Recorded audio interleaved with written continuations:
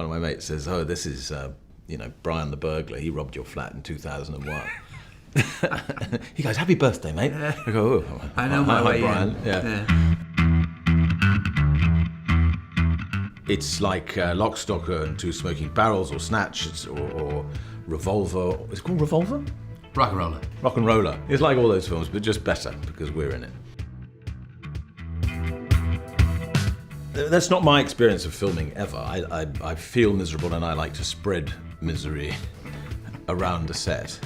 And I think I did that quite successfully, at least when I was on the film, but I don't know. Sitting there riffing on the many ways to define weed, cannabis, skunkola, the camera just rolled and I sat there and Guy was on the other side of the camera and he just started throwing out adjectives and adverbs and pseudonyms and white cheese and this and that and the other, and we just kept rolling and I just kept testifying the grandeur of weed and cannabis in all different kind of poetic ways or funny ways.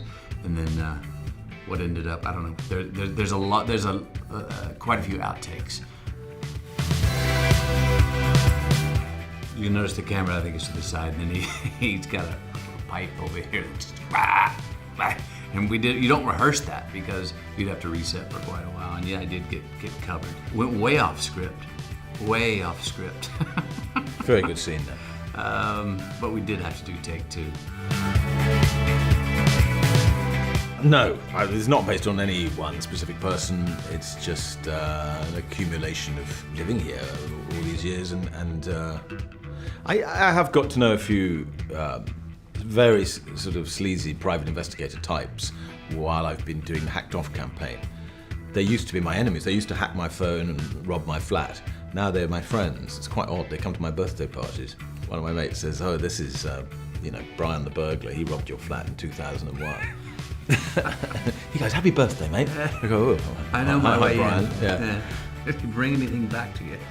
Happy birthday. Here's the, remember the watch you were missing? I feel weird about it, bad about it, mate. Yeah. Hunnam is an absolute gent. Yes, I'd never met him before. He's a lovely man, very bright, writes very successful screenplays, which I didn't know about. Does he? Yeah, he's brilliant in this film.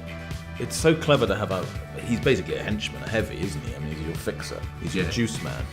But he's all sort of thoughtful and bearded and bespectacled. And that was a very clever way to play it. I love to riff and improvise. I've never worked with someone that likes to rewrite an entire scene as thoroughly as Guy Richie does. Not the day before the scene, the day of the scene, in between take 1 and take 2. But he does some fantastic writing and riffing in that time. And a lot of times, most of the times, for my money, the stuff that he would change of my dialogue, I found, once I could get my head around it, to be better than what was originally written, which he wrote anyway. He's the narrator of the story. And yeah, I'm curious to... I had some very long speeches. And because I'm old now, it takes a long time to learn them. And so I spent weeks and weeks learning these things, turned up very professional on the day, ready to deliver them. And yeah, when the director says, no, I don't like any of that anymore, and gives you a new page, I was cross. I said, well, I can't do that. How can I learn that in 5 minutes? And he said, well, we've got an autocue machine. I said, well, is that a teleprompter? A teleprompter.